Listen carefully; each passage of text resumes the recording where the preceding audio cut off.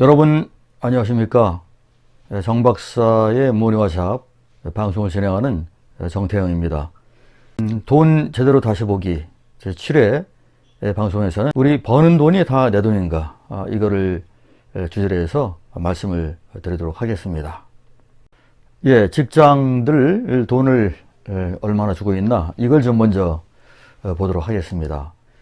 연봉 킹 기업, 연봉을 많이 주는 그런 기업들이 많이 있는데 연봉 상위 그 5개 상장사, 금융기업은 좀 제외 있습니다. 왜냐하면 금융기업은 워낙 사실 페이가 좀 셉니다. 그래서 일단 제외하고 나머지 일반적으로 우리 보편적으로 이해할 수 있는 그런 기업들 대상으로 해가지고 제가 말씀을 드리겠습니다.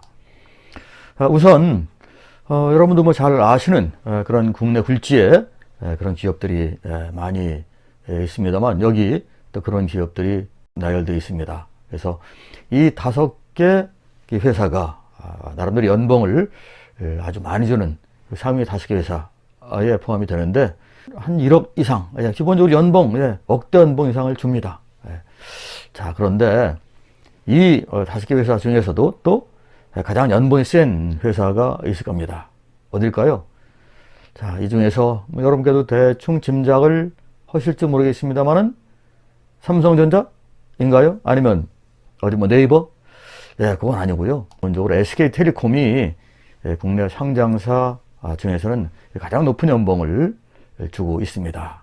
일단 금융기업은 제외하고 이 5개 회사 이외에도 억대 연봉에 넘어가는 회사가 많이 있습니다. 그러나 일단은 그 순서 상위 5개를 뽑다 보니까 이렇게 나왔습니다.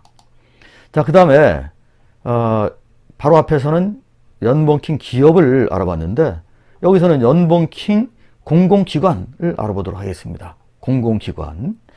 일단 공무원 조직은 일단 제외하고요. 공공기관을 알아보면 연봉을 가장 많이 주는 상위 탑5에 들어가는 공무기관이 바로 이렇게 이런 기관들입니다. 한국전자통신연구원부터 시작해서 이렇게 5개가 있는데 이것도 5개만 뽑아서 그렇습니다만은 나머지 또 억대 연봉을 주는 그런 공공기관들이 나름 많이 있습니다. 자, 그러면 이 5개 중에서 어떤 공공기관이 1등일까? 가장 우리 연봉을 많이 줄까? 보면은 울산과학기술원이 최근 조사에 따르면 연봉을 가장 많이 주는 걸로 되어 있습니다. 1억 2천만 원. 그런데 이거를 이제 앞에서 본 그 연봉 상위 5개 기업 평균과 여기 상위 기관 평균 이 금액으로 한번 비교를 해보겠습니다. 앞에 그 기업 평균은 1억 3천 정도 되고 그리고 또 상위 5개 기관 평균은 1억 1천 정도 됩니다. 그래서 차이는 한 2천만 원 정도 차이가 난다. 이렇게 보시면 될 것 같습니다. 그런데 대개 보면은 일반 대기업 보면은 연봉이 당연히 일반 공무원이나 또는 공공기관이나 대비해서 훨씬 더 많을 걸로 생각을 합니다. 여기 2천만 원 차이로 나와 있는데 이거보다 훨씬 큰 차이가 있을 것이다. 이렇게 생각합니다만 그러나 이렇게 상위 기관과 상위 기업 이 비교해 보면은 우리가 보통 생각했던 그 차이보다는 그렇게 큰 차이가 아닙니다. 물론 이제 공무원하고 또 일반 기업하고 비교한다면 좀 약간 더 차이가 벌어지겠지만 우리 공공기관 그 중에 또 이제 공기업이라고 있지 않습니까? 이런 쪽은 나름대로 그 페이가 만만치 않습니다. 자, 다음은 우리 직장인들의 세금이 얼마나 될까? 이걸 한번 알아보도록 하겠습니다. 우리나라 국민이면 누구나 다 세금을 내야 합니다. 직장인이든 아니면 개인 사업을 하든 다 내야 되는데, 자, 직장인들, 세금을 보면은 소득에 따라서 일단 증가를 하게 되어 있습니다. 그래서 보면은, 연봉 대비 세율이 얼마나 되나? 제가 이렇게 한번 나눠봤어요. 연봉 8천만 원부터 시작해가지고 한 3억 원까지 쭉 보니까, 세금 차이가 좀 나죠? 납니다. 보통 우리가 이제 일반 직장 일을 하면은 자, 뭐 1억을 벌든 또는 뭐 5천만 원을 벌든 또는 뭐 3억을 벌든 똑같은 세율로 이렇게 해서 세금을 냈으면 하는 바람을 갖고 있는 게 사실입니다. 자, 그렇지만 우리가 이제 그 더 많이 버는 분들은 그만큼 또 사회에 기여한다는 그런 차원에서 세금 세율이 높습니다. 그렇죠? 많이 높죠? 연봉에 따라서 세금이 세율이 이제 올라가는 걸 볼 수가 있습니다. 그렇죠? 올라가는 것도 조금 폭이 가파르죠. 5년 전 대비해서 그 소득 증가보다 세금 증가율이 무려 4배가 더 높습니다. 그렇기 때문에 나름대로 그 직장인들이 세금에 대한 어떤 그 불만, 벌면 목소리 이런 것들이 좀 있을 수가 있습니다. 그래서 이제 야, 나는 열심히 노력하는데 노력한 것만큼 나는 소득을 올려야 되는데 그렇지 못하다 이런 얘기가 나올 수 있죠. 이렇게 어떤 그 사람들은 15% 17%밖에 안 되는데 35% 세금을 내야 된다. 그러면 아무래도 좀 벌면 목소리 나올 수밖에 없을 겁니다. 그러나 이렇게 좀 그 생각하는 게 좋을 것 같아요. 소득 이외에 세금이 이렇게 많이 나간다. 그럴 경우에는 나름대로 또 그만큼 명예가 있기 때문에 그만큼 소득이 높으면 또 명예가 있는 거 아니겠습니까?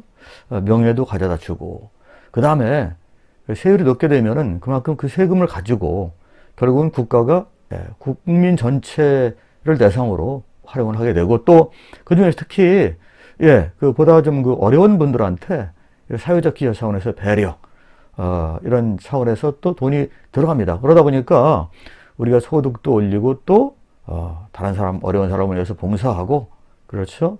그다음에 내 명예도 높이고 자 이런 부분이 소득에 포함되어 있다. 이렇게 긍정적으로 생각하면 어떨까?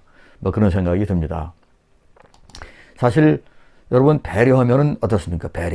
배려하면은 남을 위해서 우리가 봉사활동한다든가 또는 어떤 기부활동한다든가 하여튼 남을 위해서 하는 행동인데 그런데 말이죠. 우리 배려하면은 배려받는 상대방만 좋을까? 한번 이런 거 생각해 보셨습니까? 한번 보죠. 자, 되게 보면 배려하는 사람은 그만큼 상대방을 향해서 주게 되고 또 뭔가 또 노력을 해야 되기 때문에 힘듭니다. 그래서 되게 보면은 배려받는 사람이 좋고 배려하는 사람은 좀 그만큼 불리한 상황일 것이다 라고 생각할 수가 있어요. 그런데 이거는 우리가 이제 그 오산입니다. 오산입니다. 잘못된 생각이에요. 그 여러 연구 조사 결과를 보면은 그렇지 않다. 오히려 배려하는 사람이 더 좋은 어떤 그 혜택이 주어진다. 이런 연구 결과 또는 조사 결과 이런 또는 기타 명사들이 또 그런 얘기를 많이 합니다. 같이 한번 볼까요? 하버드 대학교에서 연구를 했어요. 실험을 했습니다. 한 그룹에는 대가 없이 일하게 했습니다. 그리고 또 한 그룹에는 대가를 받고 일을 하게 했어요.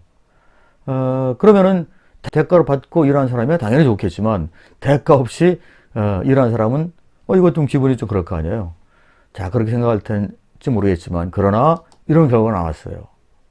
대가 없이 일하는 사람에게만 면역 항체가 증가를 했습니다. 돈은 안 받았지만 기본적으로 이렇게 나는 다른 사람을 위해서 좋은 행동을 했다. 뭐 이런 생각을 갖다 보니까 물론 저런 일이 발생되겠죠. 어쨌든 이렇게 배려한 사람에게 오히려 면역 항체가 더 증가했다 그런 얘기입니다. 이런 결과가 또 있어요. 그리고 또 미국의 그 유명한 심리학자인데 그 토마스 조이너스 교수라는 사람이 있습니다. 이 사람이 연구를 했거든요. 이 사람이 어떤 얘기를 했냐면 남에게 낮에 남에게 차갑게 대한 이런 사람은 말이죠. 그날 외로움을 느끼고 또 저녁에 그 불면의 밤을 보낸다. 이런 연구 결과를 갖다 발표한 적이 있습니다. 그러면 반대로 남한테 선하게 행동을 했다, 배려했다. 그럼 어떻게 되겠습니까? 그날 이 외로움도 줄어들고 그리고 또 숙면할 수 있다. 이렇게도 우리가 생각할 수가 있는 것입니다. 마지막 하나 더 볼까요? 국내 연구 결과를 제가 말씀드리면은 이렇습니다. 스트레스를 가진 노인의 고아원 봉사, 그러니까 스트레스를 가진 노인들한테 고아원 봉사를 하게 했습니다. 이것도 이제 배려죠. 어려운 일입니다. 그런데 뜻밖의 이런 결과가 나왔습니다. 오히려 그 스트레스 가진 노인들의 그 스트레스가 현격히 감소했다는 겁니다. 남한테 배려하게 되면 힘들 텐데 그걸 통해 가지고 스트레스가 올라가고 안 좋은 부정적인 효과가 나타날 것이다 라는 생각할 수 있는데 이런 결과들 보면 그렇지 않은 겁니다. 그래서 우리가 배려한다는 거, 이건 말이죠, 어찌 보면 이런 좋은 결과가 있다 보니까 적당한 배려, 적당한 봉사활동 이런 것들은 일부러 찾아서라도 할 필요가 있지 않나, 이런 생각을 또 갖게 됩니다. 예, 다음은 이어서 우리 자산과 부채, 우리 한국인의 자산과 부채는 얼마나 될까, 이걸 한번 같이 한번 보도록 하겠습니다. 제가 지금 말씀드릴 때 여러분들의 부채는 얼마나 될까, 이거 한번 생각을 하시면서 한번 보시기 바랍니다. 여러분의 자산과 부채. 우리 한국의 가구당 자산과 부채, 이걸 보면은 자산은요 5억 4천 정도가 됩니다. 사실 한 2년 전만 하더라도 5억이 채 안 됐습니다. 그런데 지금 5억 4천까지 올라간 이유는 아무래도 이제 부동산 가격이 좀 올라가다 보니까 이런 금액이 좀 올라갔습니다. 자산 금액이. 물론 뭐 최근에는 또 부동산이 또 하락하다 보니까 이 자산 평가를 하게 되면 또 떨어질 수가 있겠지만 지금 현재로서는 이런 상황인데, 그러면 이 자산 5억 4천 중에서 부채는 얼마일까? 부채는 약 1억이 좀 채 안 되는 8,500만 원 정도로 나오고 있습니다. 자, 그렇다면 부채 비율은 얼마 될까? 보면은 한 16%쯤 됩니다. 16%. 우리 그 전체, 우리나라 전체 가구의 평균이 16%인데, 자, 이거는 여러분들 가구와 한번 비교를 한번 해보세요. 그래서 여러분 가구가 16%보다 지나치게 높다, 그러면 아무래도 좀 줄일 필요가 있겠죠.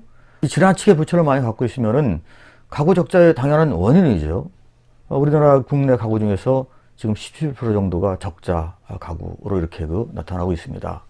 그런데 부채는 무조건 나쁘다, 이런 생각은 우리가 좀 지양할 필요가 있습니다. 부채는 무조건 나쁘다? 꼭 그러지는 않습니다. 물론 많으면 안 좋지만 적당한 부채는 말이죠, 필요할 수 있어요. 왜냐?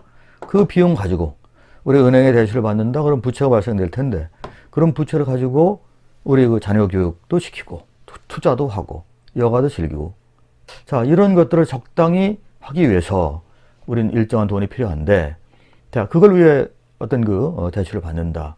그러면은 그것을 적당히 잘만 받으면은 나중에 자녀 교육을 잘 시키고 그리고 투자를 잘하고 거기다가 또 여가까지 잘 보내서 내가 재충전 잘 되면은 이것이 말이죠, 부채지만 나중에는 훨씬 더 큰 재산으로 다시 또 우리한테 환원되는 그런 가능성이 또 있습니다. 그렇기 때문에 적정한 부채는 필요하지만 그러나 지나친 부채는 좋지 않다, 이렇게 말씀드릴 수가 있겠습니다.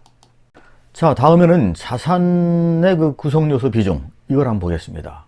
우리나라의 가구에서 전체 자산이 있다고 그러면은 어떤 차지하는 비중, 부동산과 금융자산, 이 비중을 한번 보겠습니다.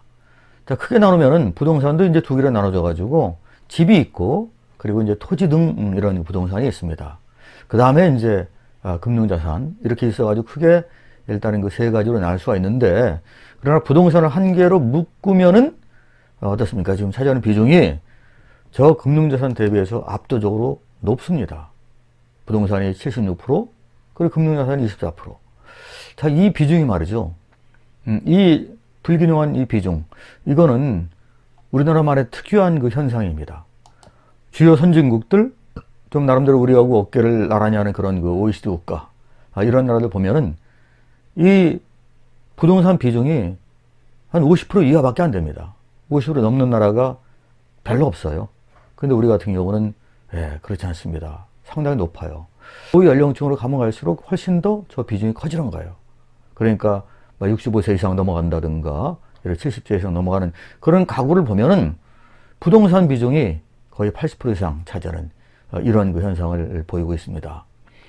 고연령층 같은 경우는 오히려 그 세컨드 라이프, 서드 라이프를 안정적으로 보내기 위해서는 연금이 필요한데, 부동산에 이제 이렇게 그 자금이 다 모여 있으면은 노후 생활이 이제 불편하게 될 수밖에 없는 그런 경우도 생길 수가 있습니다.